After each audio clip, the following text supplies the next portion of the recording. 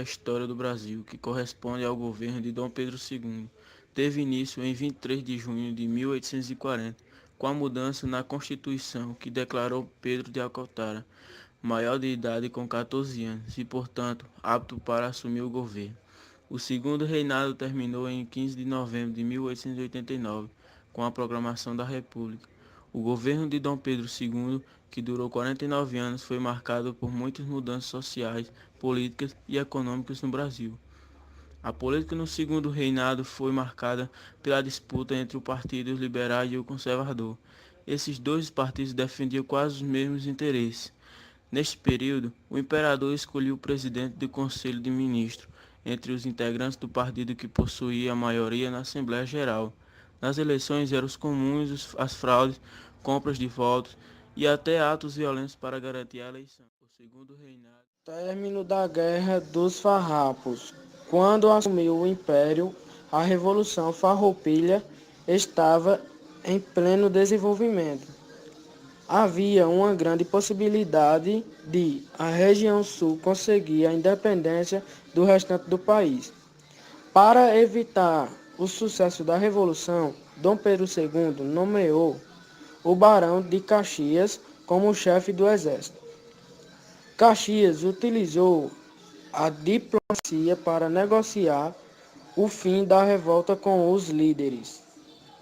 Em 1845, obteve sucesso através do Tratado de Poncho Verde e conseguiu colocar um fim na Revolução Farroupilha.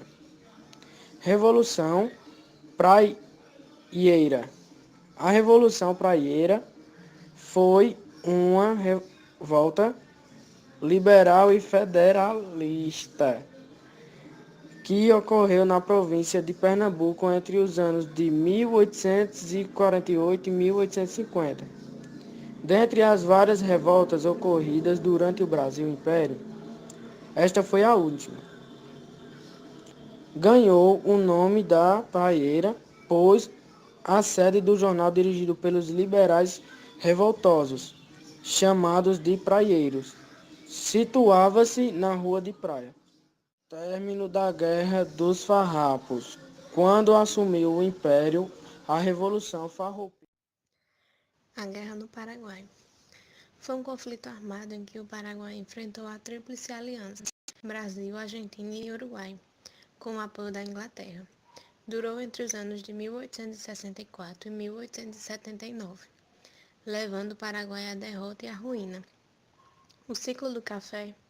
Na segunda metade do século XIX, o café tornou-se o primeiro produto de exportação brasileiro, sendo também muito consumido no mercado interno. Os fazendeiros, conhecidos como os barões do café, principalmente paulistas, fizeram fortuna com o comércio do produto. As mansões da Avenida Paulista refletiam bem este sucesso. Boa parte dos lucros do café foi investido na indústria, principalmente nas cidades de São Paulo e Rio de Janeiro, favorecendo o processo de industrialização do Brasil. Muitos imigrantes europeus, principalmente italianos, chegaram para aumentar a mão de obra nos cafezais de São Paulo. A partir de 1850, vieram para aos poucos substituírem a mão de obra escrava que, devido às pressões da Inglaterra, começava a entrar em crise, além de buscarem trabalhos no cafezais do interior paulista.